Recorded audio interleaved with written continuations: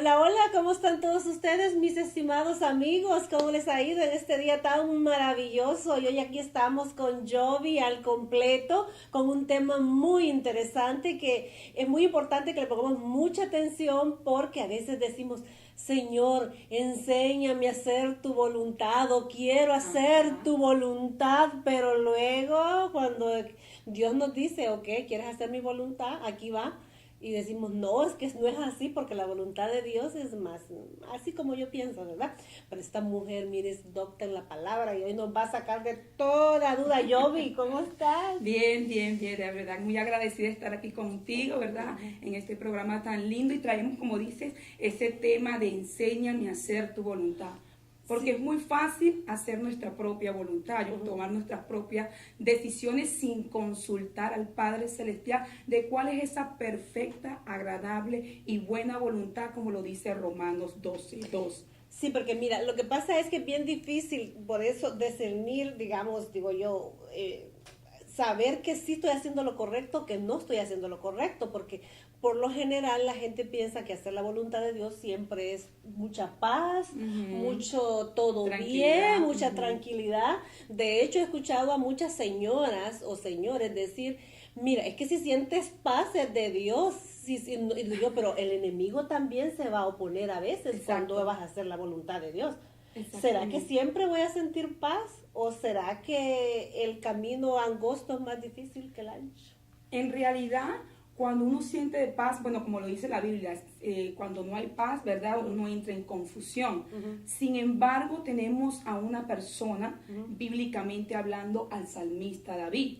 En el Salmo 143:10, él dice, enséñame a hacer tu voluntad, porque tú eres mi Dios. Tu buen espíritu me guíe a tierra de rectitud. ¿Por qué? Porque lamentablemente el salmista David cometió errores, tuvo tropiezo, tuvo decisiones fuera de la voluntad de Dios. Entonces él, cuando hubo un arrepentimiento genuino, pues él dijo, en pocas palabras, él está diciendo, mejor quiero hacer tu voluntad, ya no quiero hacer más mi voluntad. Y es donde él se somete a la escuela, lo podemos decir, a la escuela divina de la voluntad de Dios, que donde hay tropiezos, dolores, pero al final sabes que vas a obtener una victoria. Es cuando nosotros vamos a la escuela, vamos a la universidad y tenemos pruebas, tenemos exámenes, tenemos cosas que tenemos que pasar para poder, ¿verdad?, obtener una buena nota, obtener un buen nivel. ¿Qué pasa? Que si nosotros no nos sacrificamos, si no buscamos esa búsqueda bajo la guianza del Espíritu Santo, obviamente vamos a tomar decisiones fuera de la voluntad perfecta y agradable de Dios. Entonces, cuando David se confrontó, ¿verdad?, con el profeta Natán, obviamente él dijo, no, Señor, yo mejor quiero hacer tu voluntad, quiero matricularme en la escuela de la voluntad perfecta de Dios y que seas tú mi guianza. ¿Por qué? Porque tu buen espíritu me guíe a tierra de rectitud. Ahí hay algo especial. ¿Me entiende? ¿Por qué? Porque él sabía lo que le había pasado al rey Saúl. Bueno, después vamos a hablar de David porque era una joyita, ¿eh? Exacto. Algo que andaba haciendo no era muy bueno. Ajá. Muchos hombres ahí se basan y dicen, ay, no, si David lo hizo, ¿verdad? Sí, Pero después vamos a hablar de él. Pero mira, ¿qué diferencia hay entre el llamado y hacer la voluntad de Dios? Porque tal vez alguien tiene el llamado, por decirle así, o Dios Dios quiere tratar con él para llevarlo a que haga algo, digamos, y esa persona no se da cuenta o no le interesa o no, ¿cómo es? Cuénteme. Bueno, mira, como dice la Biblia, muchos son los llamados, pocos son los escogidos. Cuando hay un llamado genuino, ¿verdad?, de parte de Dios hacia el hombre, pues el hombre tiene que buscar bajo la guianza del Espíritu Santo cuál es el llamado que Dios me ha dado a mi vida, ¿verdad? Porque puede ser un llamado de pastor, un llamado de maestro, en la alabanza, en tantas cosas que uno le puede trabajar en la viña del Señor. Pero ¿qué pasa? Uno tiene que buscar el conocimiento, tratar de buscar el conocimiento de la palabra, escudriñar la palabra. No solamente voy a leerla, quiero sacarla, escudriñar la palabra para que poco a poco en la obediencia, en la oración, en la búsqueda íntegra y genuina, usted mismo va descubriendo cuál es el llamado y dónde Dios quiere ponerte para que tú tengas la asignación y la posición correcta y no estar fuera de la voluntad de Dios. Porque si tomamos el llamado como en el momento de uno, en el tiempo cronos, ¿verdad? Y no en el tiempo kairos de Dios, obviamente podemos tomar decisiones, ¿verdad? No sabias delante de la presencia de Dios y tomar posiciones y asignaciones como ha pasado últimamente, que lamentablemente están fuera de la voluntad de Dios, y ahí es donde vienen ataques satánicos, ataques a lo que Dios no te ha mandado a hacer, y viene lamentablemente el mismo llamado, te ataca. Porque no es cuando tú tienes un don, cuando tú tienes un don de Dios, ¿verdad? Para la edificación de la iglesia. Si tú mismo no conoces cómo, ¿verdad? ¿Cómo decirlo? Cómo conocer el conocimiento de ese don para poder aplicarlo, ese mismo don te va a atacar a ti. Porque estás trabajando fuera de la voluntad de Dios. Por eso es que es muy importante el conocimiento de la palabra para tú saber la posición y la asignación correcta ante los ojos de Dios. Y ya que mencionó la palabra don, mucha gente quisiera saber qué son los dones, porque hay gente que a veces va comenzando, o hermanos que tal vez no son cristianos, todos no saben, digamos, que explíquenle a nuestros televidentes qué es un don. Mira, el don es algo inmerecido, es un regalo de Dios, ¿verdad? Que Él tiene para nuestras vidas, que es, como te dije anteriormente, para la edificación de la iglesia, ¿verdad? Sin embargo, ¿verdad? Hay muchos dones, don de sanidad, don de milagro, don de profecía. Sin embargo, mucha gente se deja llevar por los dones, ¿verdad? Son buenos porque son para la edificación de la iglesia, para el cuerpo de Cristo, ¿verdad? Entonces, ¿qué pasa? Pero muchos se dejan llevar por las señales y siguen las señales. Sin embargo, las señales me van a seguir a mí. Entonces, la Biblia es muy clara, ¿verdad? Él no viene a buscar dones, Él viene a buscar fruto. Entonces dice el árbol que no dé buen fruto, no dice el árbol que dé buen don. Dice el árbol que no dé buen fruto será cortado y echado al lago de fuego. Entonces los dones son para la edificación de la iglesia, y cada llamado y cada ministerio usa el don conforme al ministerio que Dios te ha dado.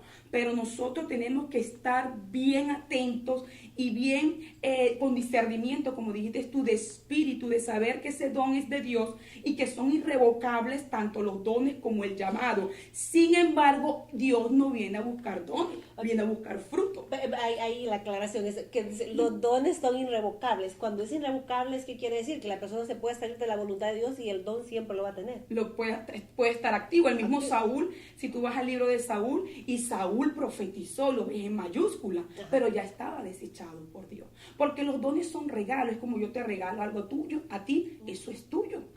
Tú vas a hacer con ese regalo lo que tú quieras, ¿me entiendes? Entonces, ese don que Dios me ha dado, que es inmerecido, ¿verdad? Obviamente yo lo voy a aplicar al ministerio que corresponde el don que Dios me ha dado. Sin embargo, tengo que dar fruto. Por eso la Biblia dice, por su fruto los conoceréis, no por los dones. Bueno, amigos, vamos a ir a una pequeña pausa, pero ya que estamos entrando en este tema del fruto, también me llama mucho la atención, porque a veces vemos ministerios de hace muchos años y a veces el fruto se ve poco, ¿verdad? Se ve poco. Y yo creo que va a ser como una controversia, pero si yo siento la inquietud, yo creo que muchos también la sienten, ¿verdad? De querer saber por qué. Ahorita que regresamos.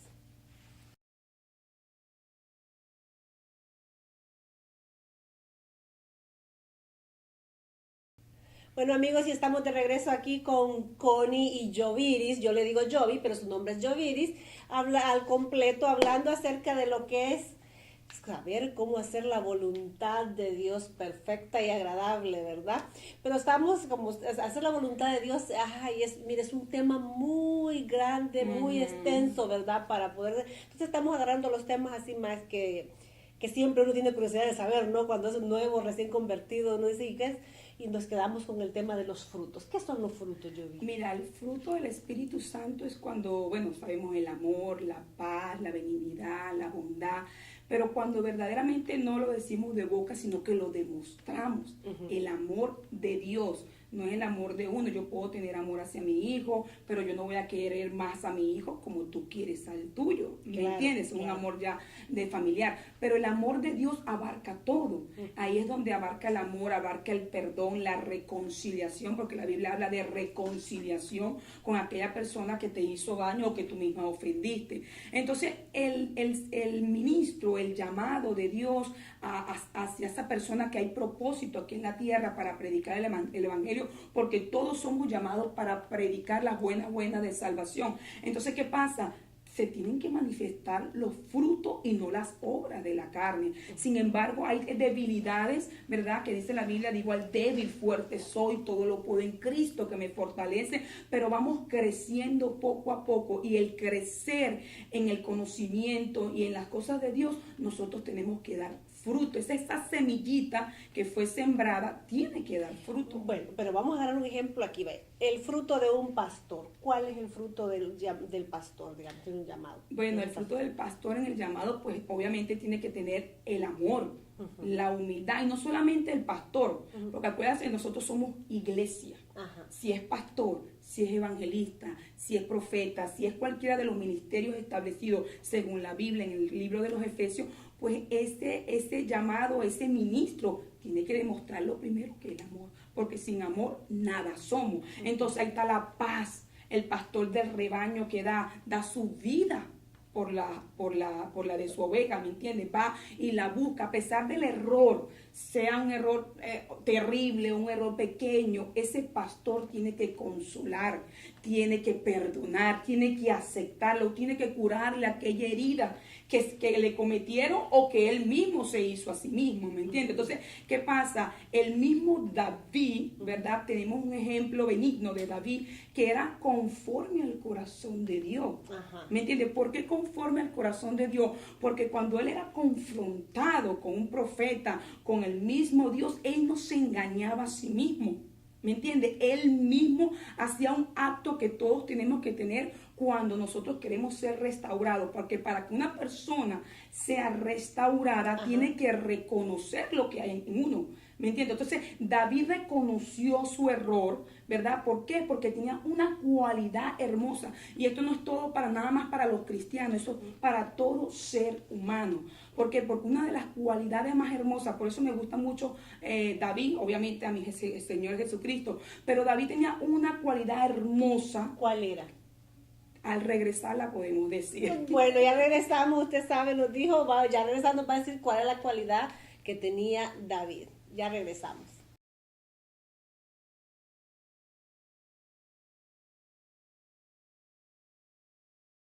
Bueno, y regresamos aquí, amigos, a su programa Al Completo, y hablando de las cualidades, de los frutos, más bien dicho, que tenemos que tener, yo creo que todos, no solo David, también yo creo que todo ser humano tenemos que tener frutos, cualidades bonitas, o llámele cualidades ustedes, o gracia, bendición, todo. Jovi, cuéntenos, ¿cuáles son las? Mira, una de las cualidades hermosas que tenía el salmista David era la sinceridad.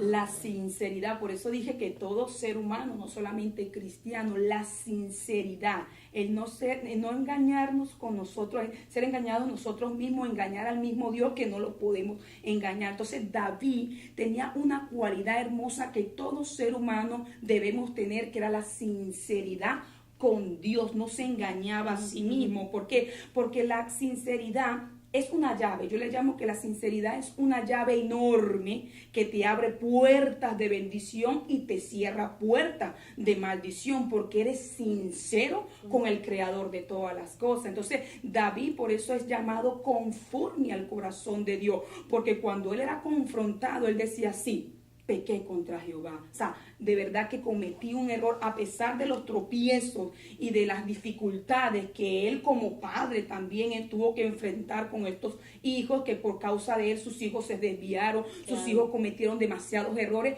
David era conforme al corazón de Dios porque era sincero con Dios, y esa es una de las cualidades, porque él se sometió en esa escuela de la voluntad de Dios, que a pesar que las pruebas y los exámenes son difíciles, sabe que al final hay una victoria.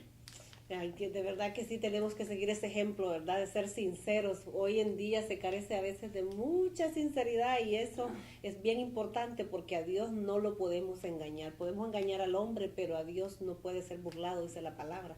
Y cuando no somos sinceros prácticamente es como que nos estamos burlando. Exactamente. ¿Verdad? Y mira que cuántos de nosotros, si queremos ser sinceros el día de hoy, cuántos de nosotros en realidad somos como David en decirle, enséñame a hacer tu voluntad en comprar esta casa.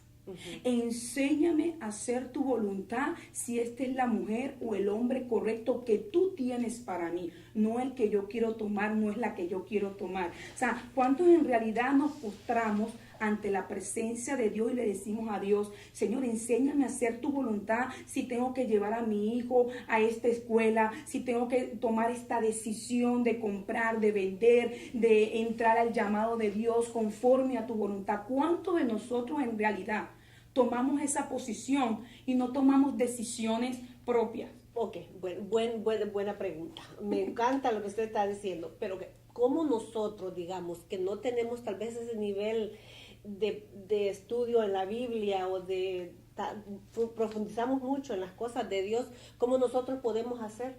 Pues la Biblia dice el mismo, porque tú eres, cuando uno reconoce al creador de todas las cosas, ¿verdad? Como decía el salmista de mí, David, porque tú eres mi Dios. Ahí está reconociendo que el creador de todas las cosas es el que todo lo puede, porque es el creador de lo visible, de lo invisible, ¿verdad? Es el creador de todo lo bueno que está en esta tierra. Entonces, cuando nosotros nos sometemos a su voluntad y le decimos al Señor, tu buen espíritu me guíe a tierra de rectitud. En pocas palabras, Él se está sometiendo en que el Espíritu Santo, como lo dice la Biblia, nos guiaría a toda justicia, a toda verdad. Entonces, en la oración, ¿verdad? En la búsqueda de la palabra de Dios, el Espíritu Santo te va a guiar a cuál es esa voluntad perfecta, divina y agradable que Dios quiere que tú tomes, porque tú lo vas a creer que Él es el que te está guiando. Pero ¿qué pasa? Que hay momentos que tú no vas a querer tomar esa decisión. Ok, pero eso es lo que le iba a decir. Digamos, yo, ¿cómo saber que sí es la respuesta correcta? Por la búsqueda de la palabra, por la búsqueda de la oración. O sea, si una persona no ora, una persona no busca, no lee la palabra, no busca la profundidad. O sea, cuando tú quieres conocer a alguien, tienes que tener una intimidad con esa persona. O sea, si tú no tienes intimidad con esa persona, pues ¿cómo vas a conocer? Entonces, cuando tú tienes intimidad con Dios, te doy la seguridad que Él te va a guiar. Porque tú vas a ver, tú vas a creer, a escuchar la voz de Dios. No es algo que yo siento o que a mí me parece, no, es creer que esa decisión es la que Dios te está dando. ¿A través de qué? De su Santo Espíritu. Okay, no es sentir. No es sentir, no es un parecer, no, es creer. Es creer. Claro, porque tú ves en la Biblia ningún profeta, ningún discípulo, yo sentí. A mí me parece, no, yo opino, no, es creer que lo que Dios nos está diciendo es lo correcto, a pesar que nos puede doler, porque hay decisiones que nos duelen, hay decisiones que nos maltratan en el sentido humano, ¿verdad? Que nos duelen, que nos desesperamos, nos agarramos los cabellos, ¿verdad? Pero Dios mío, esa es la que tú quieres, sí, es la que tú quieres, esa es la que yo quiero, porque al final de que tú pases todo ese proceso, porque muchas personas cuando estamos predicando, es para edificar el cuerpo de Cristo. Pero antes de edificar el cuerpo de Cristo hay que romper. Cuando tú vas a edificar, primero viene un rompimiento. Primero viene algo que tiene que ser roto, que tiene que ser quitado para poder entonces edificar. Entonces, si vamos a tomar decisiones sabias bajo la voluntad de Dios y guianza del Espíritu Santo, obviamente tenemos que aceptar que el Espíritu Santo rompa lo que está obstruyendo en nuestra vida para avanzar y poder tomar esa decisión que nosotros nos queremos. Ay, vea, pero me ha pasado que me preguntan mucho y he escuchado también. Cuando decimos entrar en intimidad con Dios es orar, ¿verdad? Y todo eso. Tenemos comunión. Y hay que orar mucho tiempo, o hay que orar poquito, o sea, mira, ¿cómo tiene que ser la oración, digamos? Porque muchos dicen, no es necesario que pase orando horas y que la oración pequeña Dios la escucha. Yo pienso que tiene que haber un balance. Exactamente, tiene que haber un balance porque nosotros tenemos que irnos a la palabra. Jesús oraba 1 hora.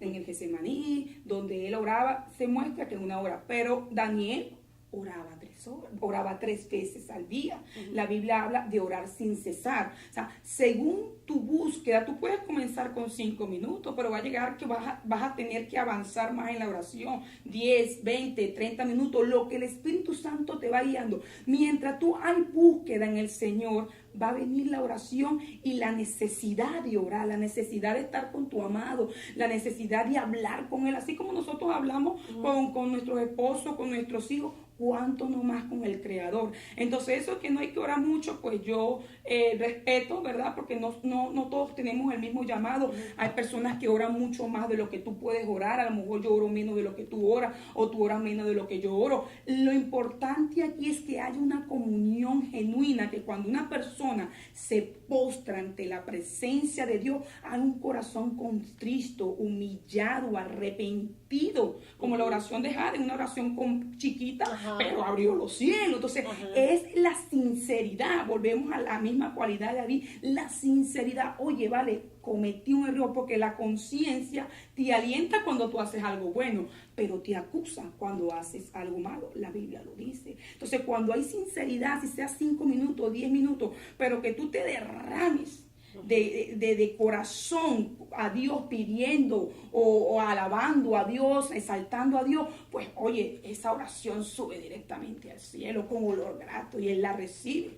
Ahora, las personas que dicen que no hay que orar tanto, pues puede ser, bueno, yo no oro mucho, pero cuando me derramo, cuando me postro, oye, ahí Dios me escucha, porque tú lo crees que Él te está escuchando, porque no hay puertas abiertas. Y cuando no hay puertas abiertas, esa oración tiene que subir. Bueno, mira, nos ha contestado muchas inquietudes, porque hay muchas preguntas, y cuando va al servicio el domingo, uno que lamentablemente no puede parar al pastor para decirle, mire, pastor, me puede contestar esto, me puede contestar lo otro. Exacto. Entonces, para eso es este programa, para contestar las preguntas que a veces nosotros como cristianos o como recién convertidos o no cristianos tenemos acerca de la Biblia. Porque te digo, los domingos eso, lo ir al servicio y va para su casa. Sí, ¿verdad? Exactamente. Lo que pasa es que es muy diferente predicar que enseñar. Cualquiera te puede predicar. Mi niño predica, y un niño empezó a los 7 años y tiene 10 años. O sea, cualquiera te puede sacar un mensaje y darte una predicación, ¿me entiendes? Ahora, la enseñanza es completamente diferente, o sea, porque la enseñanza tiene profundidad, aunque en la predicación tú tienes aquellos remas, aquella profundidad también, pero no como la enseñanza, ¿me entiendes? La enseñanza es más profunda, escudriñar, sacar. La predicación es más ilustrativa, lo llevas de los años pasados a la actualidad para aplicación de uno. La enseñanza también tiene aplicación de uno, pero uno más profundo, donde tú puedes tener un poco más de entendimiento. Por eso que las iglesias es vital la escuela dominical, los estudios bíblicos. Y ya para cerrar, Yoviri, le voy a preguntar algo que tal vez a muchos no les va a gustar, o a algo otro sí, ¿verdad? Es cuando usted habla de los frutos, ¿verdad? Porque hay iglesias que a veces tienen pocos miembros y hay otras que aún tienen más. ¿Sabes? Yo me pregunto, ¿verdad? A veces, ¿será que hay personas que no les gusta que le digan a veces la verdad? Porque a veces del púlpito le tiran a uno y a uno me la está tirando a mí, ¿verdad? Me cae, Entonces digo yo, ¿será que hoy en día la gente quiere oír un evangelio suavecito, nada más que sí, que ya viene la bendición y todo, que no importa que usted no se porte bien, no importa que usted esté haciendo esto? ¿Qué pasa hoy en día? Bueno, mira, lamentablemente estamos en los últimos tiempos, sin embargo seguimos predicando el Evangelio de Jesucristo hasta que Cristo venga por su iglesia, porque eso es algo real que va a pasar en cualquier momento.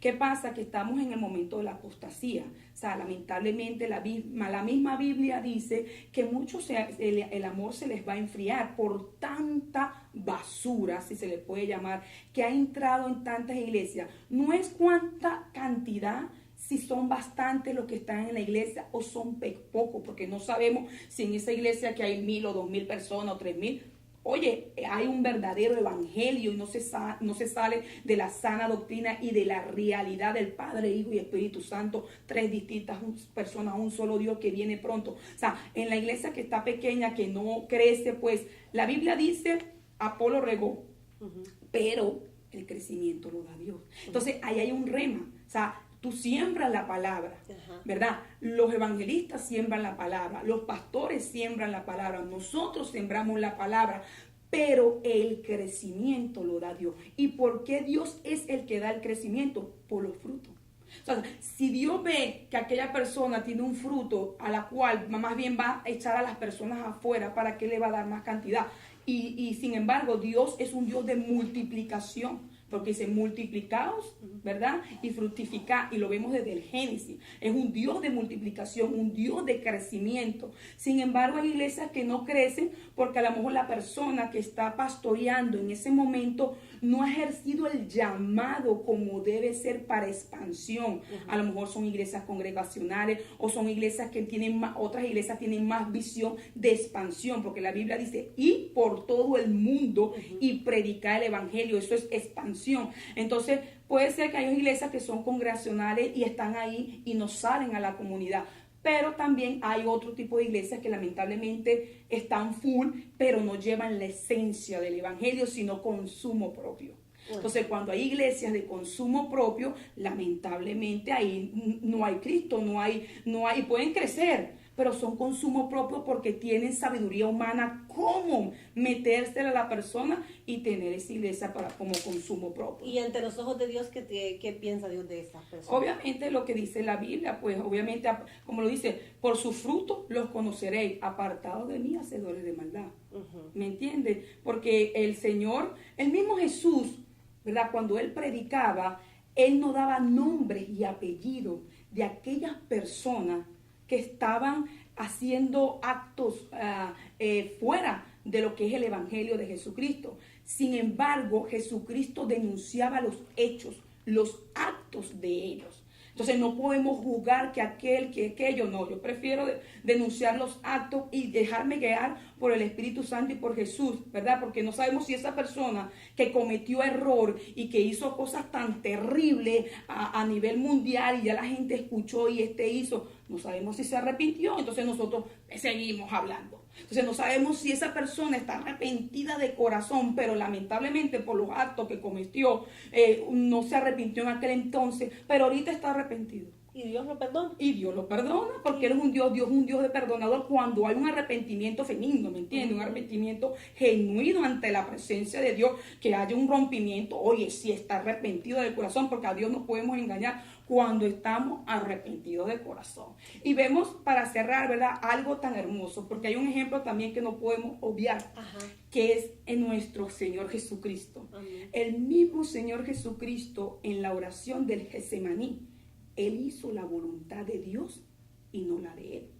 ¿Me entiende? Él mismo hizo una oración de sudor y de sangre, que caían las gotas de sangre, dice la Biblia, en la tierra. En Lucas capítulo 22, a partir del versículo 42, lo dice: Padre, si quiere, pasa de mí esta copa, pero no se haga mi voluntad, sino la tuya. Entonces, Él mismo estaba aceptando la voluntad de Dios en dolor, porque Él sabía toda la trayectoria. Siempre hablamos de la cruz, ¿sí? Porque Él murió en la cruz de nuestro Señor Jesucristo, ¿verdad? Pero el Getsemaní fue donde hubo un rompimiento en esa oración, que rompió y dijo: a pesar del dolor, a pesar de la angustia, del vituperio, de enfrentarme con gente que me van a rechazar como Pedro, o sea, que me van a entregar, yo quiero hacer tu voluntad y no la mía. Entonces, allí dice la Biblia que vino un ángel y le dio fortaleza. Entonces, cuando nosotros vamos a tomar decisiones sabias,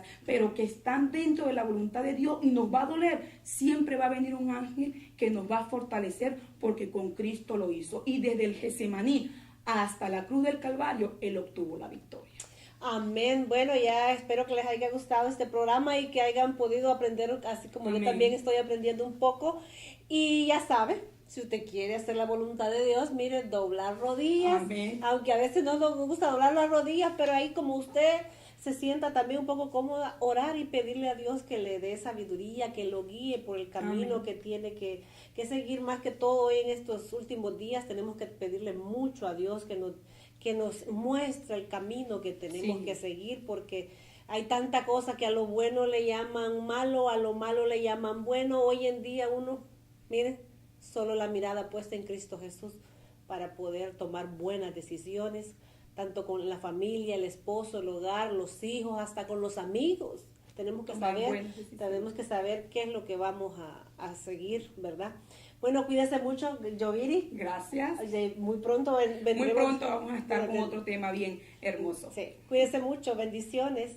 Dios le bendiga. Chao, chao.